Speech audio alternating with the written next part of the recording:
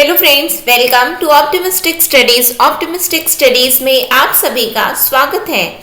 आज हम educational psychology शैक्षिक मनोविज्ञान का लेक्चर नंबर 37 देखने जा रहे हैं और आज का जो हमारा टॉपिक है वो है मानसिक रूप से मंद बालक, मेंटली रिटार्डेड चाइल्ड। तो चलिए फिर हम आज की क्लास को अपनी स्टार्ट करते हैं। इससे पहले हमने विशिष्ट बालक देखा है, साथ ही साथ इससे पहले जो मैंने वीडियो अपलोड किया है वो था हमारा थ्योरीज ऑफ इंटेलिजेंस का, जहाँ पे मैंने आपको एक निचोड़ दिया है। मैंने अब कंपाइल्ड फॉर्म में आप लोगों को 36 लेक्चर के रूप में मैंने आपको बुद्धि का सिद्धांत बताया है। आशा है आप सभी ने देखा होगा। यदि आपने नहीं देखा है तो चैनल में प्लेलिस्ट बनी हुई है एजुकेशनल साइकोलॉजी नाम से, आप उसमें जाकर के देख सकते हैं। आपको शैक्षिक मनोविज्ञान से संबंधित जितने भी वीडियोस हैं आपको इस प्लेलिस्ट में अवेलेबल हो जाएंगे। ये आपके आगामी शिक्षक भर्ती परीक्षा, साथ ही साथ चाहे आप व्याख्याता के लिए प्रिपेयर करें, उसमें ये पर्टिकुलरली व्याख्याता का सिलेबस है, लेक्चरर का तो सिलेबस ही है, साथ ही साथ सहायक शिक्षक एवं शिक्षक, तो दोनों में ही ये उपयोगी होगा क्योंकि बहुत सारे टॉपिक्स ओवरलैप्ड हैं, जैसा कि आप सभी अच्छे से जानते होंगे। साथ ही साथ ये आपका NBS, KVS, CTET, REET, DSSB, ये सभी एग्जाम में आप लोगों के लिए उपयोगी है। तो चाहे आप जहाँ से भी हैं, चाहे आप जिस भी फील्ड से हैं, तो आप यदि टीचिंग लाइन से संबंधित हैं तो आप सभी के लिए ये वीडियो उपयोगी है। चलिए फिर हम अपनी क्लास को स्टार्ट करते हैं, जहाँ हम देखने जा रहे हैं मानसिक रूप से मंद बालक, मेंटली रिटार्डेड चाइल्ड। इससे पहले एक छोटी सी इंफॉर्मेशन आप लोगों को देना चाहूँगी कि यदि आप लोगों को जो कुछ भी YouTube में कवर किया जा रहा है, यदि आपको इसकी PDF प्राप्त करनी है तो PDF आपको हमारे ऑप्टिमिस्टिक स्टडीज के मोबाइल ऐप में मिल जाएगी। उसके लिए आपको करना क्या है, तो आपको ऑप्टिमिस्टिक स्टडीज का मोबाइल ऐप डाउनलोड करना है और वहां से छत्तीसगढ़ शिक्षक भर्ती व्याख्याता का आपको फोल्डर दिखेगा, बस उसमें आप लोगों को जाना है। वहां पे आपको सभी PDF अवेलेबल हो जाएंगी। अब हम एक और सुविधा लेकर के आए हैं शैक्षिक मनोविज्ञान के नोट्स से संबंधित, और ये सुविधा ये है कि अब हम आप लोगों को हार्ड कॉपी भी इसकी अवेलेबल करवा रहे हैं प्रिंटेड फॉर्म में।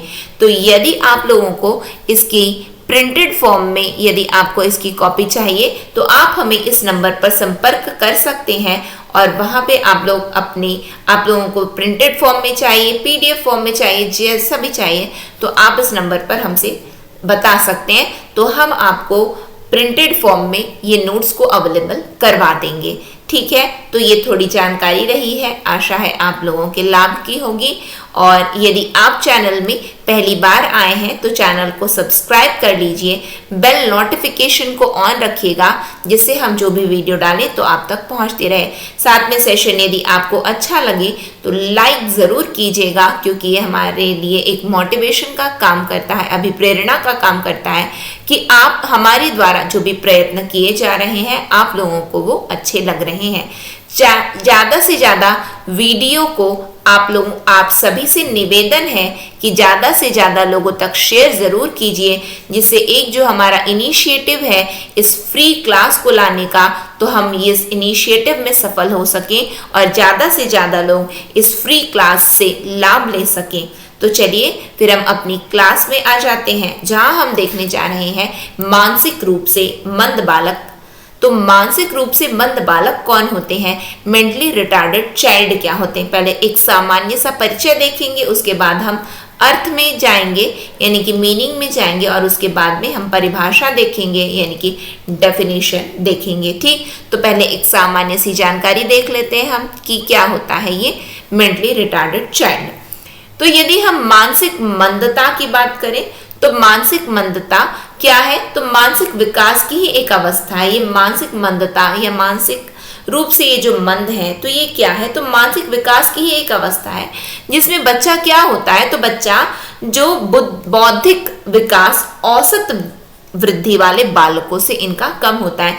इनकी जो बुद्धि का विकास होता है वो जो एक औसत बुद्धि वाले जो बच्चे होते हैं, औसत वृद्धि वाले बालक और औसत वृद्धि अर्थात जिनकी जो बौद्धिक वृद्धि, ऐसे मान करके चलिए ये दो व्यक्ति हैं, एक ये फर्स्ट पर्सन, सेकेंड पर्सन, ये औसतन बुद्धि वाला व्यक्ति है, ये मंद बुद्धि वाला व्यक्ति है, तो इसके बुद्धि का विकास इसकी बुद्धि की अपेक्षा कम है।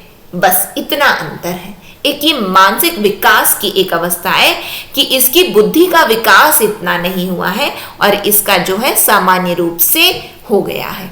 ठीक, तो ऐसे ही बालकों को जिनकी बुद्धि का विकास नहीं हुआ रहता है, अच्छे से नहीं हुआ रहता है, in comparison to whom, in comparison to a normal child, यानी कि जो औसतन बुद्धि वाले बालक हैं उनकी अपेक्षा में इनकी बुद्धि का विकास कम हुआ रहता है, तो इनको बोल दिया जाता है कि ये मानसिक रूप से मंद है। ठीक, समझ में आया। फिर उसके बाद में यदि हम देखें तो आपको कैसे पता चला कि इनकी बुद्धि का विकास नहीं हुआ है, क्योंकि इनकी जो बुद्धि लब्धि होती है, इनका जो इंटेलिजेंस क्वोशिएंट होता है वो साधारण बालकों की बुद्धि लब्धि से कम होता है। इसीलिए हमने कहा कि इनकी बुद्धि का विकास औसतन बुद्धि वाले बच्चों की अपेक्षा कम हुआ है। समझ में आया? क्योंकि इनका जो इंटेलिजेंस क्वोशिएंट है, इनकी जो बुद्धि लब्धि है वो औसतन बालकों से कम देखी गई है।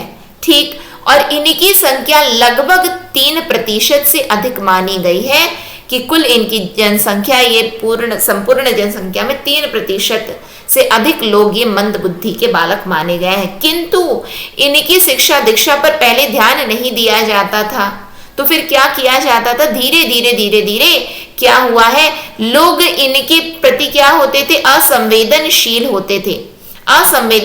होते थे। सामाजिक असंवेदनशीलता, जागरूकता की कमी एवं तकनीकी अभाव के कारण इन बच्चों की शिक्षा दीक्षा में गतिरोध पैदा होते थे और ये बच्चे जो है अपनी पढ़ाई नहीं कर पाते थे। फिर और परिवार समाज का एक रवैया सा बन गया था कि यदि हम ऐसे बालकों की संगत में आएंगे तो हम भी क्या हो जाएंगे? हम भी मंद बुद्धि वाले हो जाएंगे। किंतु ये जो बात होती है ये बिल्कुल असत्य एवं निराधार होती है कि आप ऐसे बच्चों की संगति करोगे जो मंद बुद्धि है तो आप भी मंद बुद्धि हो जाएंगे। जी नहीं, ये बिल्कुल भी गलत बात है, निराधार बात होती है ये। ठीक, ध्यान दीजिएगा, ये सेंटेंस में पूछा जा सकता है आपके एग्जाम में। ठीक, तो धीरे धीरे हुआ क्या? ये हुआ कि यदि हम बात करें कि मानसिक मंदताग्रस्त बच्चे की बुद्धि लब्धि सामान्य बच्चों की तुलना में कम है, केवल इतनी ही बस बात होती है। अदरवाइज ऐसा नहीं कि आप इनकी संगत में आओगे तो आप भी मंद हो जाओगे, ऐसा बिल्कुल भी नहीं है। और स्किनर ने ऐसे बच्चों को मंद बुद्धि, अल्प बुद्धि, विकलांग बुद्धि, मंद गति से सीखने वाले, पिछड़े हुए और मूढ़ की संज्ञा दी है। सीखने वाले, पिछड़े हुए और मूढ़, जिनको बोलते हैं ना मूढ़, तो इनको क्या कहा जाता है? मेंटली रिटार्डेड लोगों को मूढ़ कहा जाता है। क्या कहा जाता है? मूढ़ कहा जाता है। ठीक है, तो स्किनर ने कहा है कि जिनकी बुद्धि का विकास औसतन बुद्धि वाले बच्चों की अपेक्षा कम है, जिनकी बुद्धि साधारण बच्चों की बुद्धि लब्धि की अपेक्षा कम है, तो ऐसे ही बालक मंद बुद्धि, अल्प बुद्धि, विकलांग बुद्धि, मंद गति से सीखने वाले, पिछड़े एवं मूढ़ होते हैं। ठीक, बिल्कुल ठीक है, समझ में आया। फिर उसके बाद में क्या हुआ कि यदि हम बात करें तो 1921 तक मंद बुद्धि और पिछड़े हुए बालकों में किसी तरह का अंतर स्पष्ट नहीं था। ये क्या पिछड़ा हुआ क्या होता है? पिछड़ा हुआ क्या होता है? ये मंद बुद्धि क्या होता है? लेकिन फिर क्या हुआ कि लेजिस्लेशन पास हुआ और इंग्लैंड में मानसिक मंदता अधिनियम का एक विधेयक पारित हुआ, लेजिस्लेशन एक आया और उसमें जो है धीरे धीरे मनोवैज्ञानिकों की अब धीरे धीरे रुचि पैदा होने लगी कि आखिरकार ये मानसिक मंदता होता क्या है, और मानसिक मंदता पर अध्ययन प्रारंभ हो गया। जब अध्ययन प्रारंभ हो गया तो ये कालांतर में मानसिक मंदता की अवधारणा अब स्पष्ट हो चुकी है। स्पष्ट होते हुए क्या कहा गया, आइए अब हम चर्चा करें कि क्या आप बोल रहे हो। अभी तक आप बोलते थे कि बुद्धि लब्धि कम, आप बोले इनकी बुद्धि का विकास कम। अर्थ बता दीजिए क्या होता है आखिरकार? ये मानसिक मंदता है क्या? ये मेंटली रिटार्डेशन है क्या? तो तो मेंटली रिटार्डेशन की बात करें तो इसके अंतर्गत ऐसे बच्चे आते हैं जिनमें औसत से कम मानसिक योग्यता पाई गई है। औसत से कम है इनकी मानसिक योग्यता। मंद गति से ये बच्चे सीखते हैं, धीरे धीरे सीखते हैं। ठीक, ये स्कूल में क्या करते हैं, तो जो औसतन बच्चों की तुलना ये पढ़ाई लिखाई में पिछड़े रह जाते हैं। धीरे बोलते हैं ना कि ट्यूबलाइट हो गया, समझ में नहीं आता, तो बस ऐसे ही है, इनको बहुत धीरे समझ में आता है। क्यों? क्योंकि इनकी जो मानसिक जो योग्यता है वो कम पाई गई है औसतन बच्चों की अपेक्षा। ठीक, इसी के अंतर्गत यदि हम बात करें, ये जो मानसिक मंदता है, मानसिक न्यूनता है, मानसिक असामान्यता है, मानसिक विकलांगता है, ये सभी शब्द किसके पर्याय हैं, तो मानसिक मंदता अर्थात मेंटल रिटार्डेशन के पर्यायवाची सिनोनिम देखे गए हैं। ठीक है, तो ये क्या है, तो ये क्या यह मानसिक बीमारी है क्या? तो ये कोई बीमारी नहीं है। तो फिर क्या है ये मानसिक विकास की अवस्था है। किसकी अवस्था? विकास की अवस्था। ये किसी भी प्रकार की बीमारी नहीं है, ये किसी को कोई रोग हो गया है ऐसा नहीं है, ये विकास की एक अवस्था है। क्या है? विकास की एक अवस्था है जिसमें जो बच्चा जो मंद है उसकी बुद्धि का जो विकास होता है वो औसतन बुद्धि वाले बच्चों की अपेक्षा कम होता है। बस इतनी ही सी बात है, अदरवाइज किसी भी प्रकार की बीमारी नहीं है, ध्यान दीजिएगा। परिभाषा भी लोगों ने की है, अलग अलग शिक्षा शास्त्रियों, एजुकेशनिस्ट और साइकोलॉजिस्ट ने इस पर जो है अध्ययन किया और अपने उस अध्ययन के आधार पर उन्होंने क्या किया, इसकी परिभाषा दी है। उन्होंने किस रूप में मानसिक मंदता को परिभाषित किया, आइए अब हम चर्चा करते हैं। हम अर्थ जान गए, अब हम परिभाषा जानेंगे। तो सबसे व्यापक परिभाषा यदि हम मानसिक मंदता की देखें तो वो दिया है American association of mental retardation, AAMR ने। कब दिया? तो 1938 में उन्होंने ये परिभाषा दी है। American association of mental retardation के द्वारा ये परिभाषा दी गई है। क्या है ये मानसिक मंदन से संबंधित अमेरिकी द्वारा 1938 में परिभाषा दी गई। क्या कहा गया?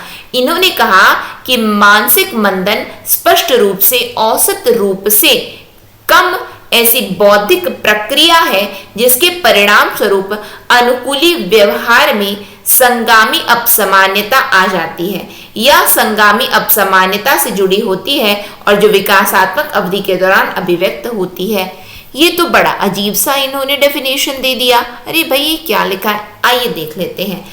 इन्होंने इन शॉर्ट हम बात करेंगे, इन शॉर्ट इन्होंने कहा कि मानसिक मंदता क्या है, तो मानसिक मंदता बुद्धि क्या हुई है, बुद्धि कम विकसित हुई है। किसकी अपेक्षा? तो औसतन बुद्धि वाले बच्चों की अपेक्षा जिसकी बुद्धि कम विकसित हुई वो मानसिक मंद है। क्या है? मानसिक मंद है। ठीक, समझ में आया? तो ये क्या है? ये विकास की ही एक अवस्था है, मानसिक विकास की एक अवस्था।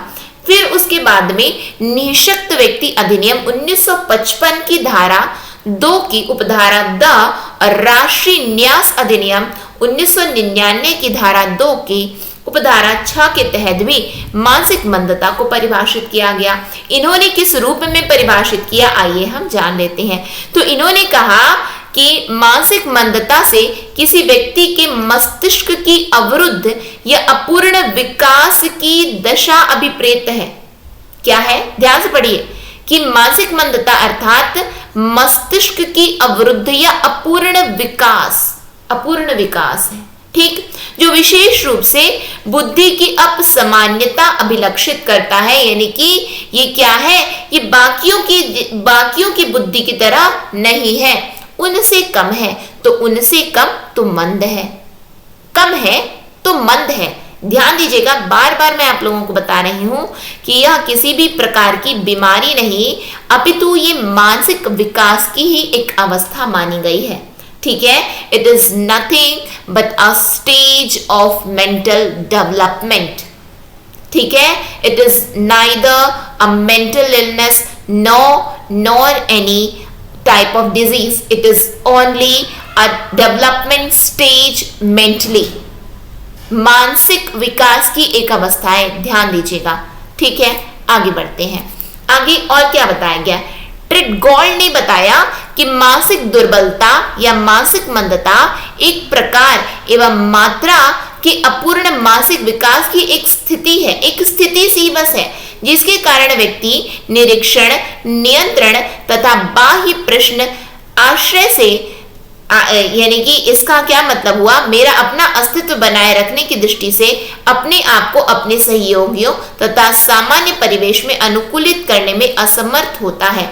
इन्होंने ट्रेडगोल्ड ने माना कि जो मानसिक दुर्बल है, मानसिक रूप से जो दुर्बल है, जो मानसिक रूप से मंद है, वो बाकियों की अपेक्षा अपने आप को बाकी परिस्थितियों में जो बाह्य प्रश्न, बाह्य परिस्थितियां हैं, ऐसे परिवेश में वो अपने आप को अनुकूल नहीं बना पाते हैं, वे असमर्थ अपने आप को पाते हैं। वो क्या पाते हैं? अपने आप को बाह्य परिवेश में सहज महसूस वो नहीं कर पाते हैं। वो ऐसा पाते हैं कि ये हमारे अनुकूल नहीं है, ये परिवेश हमारे अनुकूल नहीं है। इन शॉर्ट हम बोलेंगे कि इन्होंने बताया कि ये एक प्रकार की अपूर्ण मानसिक विकास है। अपूर्ण मानसिक विकास, ट्रेडगोल्ड ने कहा कि अपूर्ण मानसिक विकास है, जैसा कि इस अधिनियम में कहा गया है कि ये क्या है कि अपूर्ण विकास की दशा है, मस्तिष्क की अवरुद्ध या अपूर्ण विकास की दशा। ठीक उसी प्रकार ट्रेडगोल्ड ने भी कहा कि अपूर्ण विकास की स्थिति है। क्या है? अपूर्ण विकास की स्थिति है। फिर उसके बाद में बेंडा ने क्या कहा कि मानसिक दोष वाला व्यक्ति वह है जो अपने आप को तथा अपने क्रियाकलापों को व्यवस्थित करने में असमर्थ है। न अपने आप को और न ही अपने क्रियाकलाप को व्यवस्थित कर पा रहा है जो व्यक्ति, वो क्या है? वो मानसिक दोष से पीड़ित है। या फिर हम बोले उसे यह सब सिखाना पड़ता है तथा जिसको स्वयं के और समुदाय के कल्याण के लिए निरीक्षण, नियंत्रण तथा देखभाल की आवश्यकता होती है। जहाँ पे वो अपना देखभाल स्वयं नहीं कर पा रहा बल्कि दूसरे उसकी देखभाल कर रहे हैं, तो वो कौन है? तो वो मानसिक रूप से मंद है। कौन है? मानसिक रूप से मंद है। उसको केयर की आवश्यकता पड़ी, आपको पड़ी नहीं पड़ती, तो उनको पड़ती है, उनको पड़ती है। तो वो कौन है? जिनको पड़ती है केयर की आवश्यकता। क्यों? क्योंकि वो बाकी अपने आप को व्यवस्थित नहीं कर पा रहे हैं, अपने क्रियाकलाप को व्यवस्थित नहीं कर पा रहे हैं। ठीक है, वो समुदाय के कल्याण के लिए निरीक्षण, नियंत्रण, उनको क्या है? देखभाल की आवश्यकता पड़ रही है। मानसिक रूप से मंद है। क्रो एवं क्रो ने सीधा बुद्धि लब्धि के स्तर पर इसको परिभाषित करते हुए कहा कि जिन बालकों की बुद्धि लब्धि 70 से कम होती है वे बालक मंद बुद्धि के बालक होते हैं। अर्थात यदि आप मानसिक मंदता की बात करो तो आपको क्या क्या याद करना है कि बौद्धिक क्षमताएं इनकी कम है, सोचने समझने की शक्ति कम है, बुद्धि लब्धि 70 से कम है। क्लियर है? साथ में बोलो, मेरे साथ बोलो। मानसिक मंद कौन? तो मानसिक मंद वो जिनकी बौद्धिक क्षमता कम है, जिनके सोचने समझने की शक्ति कम है, जिनकी बुद्धि लब्धि 70 से कम है। किससे कम है? लेस देन 70 है। whose IQ level is less than 70 are known as mentally retarded। क्या है? वो क्या है? मेंटली रिटार्डेड है, मंद बुद्धि है। कौन है? मंद बुद्धि है। क्लियर है? इतनी बातें समझ में आ गई। तो हमने क्या किया? हमने मंद बुद्धि जो आपके सिलेबस में जो टॉपिक विशिष्ट बालक के अंतर्गत यदि हम बात करें तो मंद बुद्धि बालक हमने पहले विशिष्ट देखा, फिर अब हम मंद बुद्धि देख रहे हैं। तो ये पर्टिकुलर ये टॉपिक आपका कंप्लीट हो गया है। ठीक है, तो इसी के साथ में हम आज की क्लास को एंड करते हैं। फिर अब हम नेक्स्ट सेशन में मिलेंगे। आशा है कि आप सभी को सेशन अच्छा लगा हो, आप लोगों को समझ में आया हो और हमारा ये प्रयास आप लोगों को अच्छा लग रहा हो। और यदि आपको इसकी PDF प्राप्त करनी है तो जैसा कि मैंने बताया कि सॉफ्ट कॉपी आप लोगों को हमारे ऑप्टिमिस्टिक स्टडीज के मोबाइल ऐप में अवेलेबल हो जाएगी। यदि आपको हार्ड कॉपी चाहिए तो हार्ड कॉपी के लिए आप हमसे संपर्क कर सकते हैं 958453 2690। इस नंबर पर आप हमसे संपर्क करके आपको हार्ड कॉपी भी हम अवेलेबल करवा देंगे। इसी के साथ में हम आज की क्लास को एंड करते हैं। नेक्स्ट सेशन में फिर हम मिलेंगे। नेक्स्ट सेशन तक के लिए optimistic learning. Thank you for the session. जय हिंद, जय भारत।